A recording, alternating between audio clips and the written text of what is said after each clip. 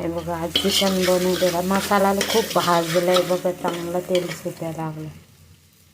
हे चिकनमध्ये सगळे टाकलं आहे, आलं लसूण पेस्ट, हळदी, मीठ, चिकन मसाला सगळे टाकलेलं बघा. आता याच्यामध्ये तेल सुटते बघा. आता टाकलं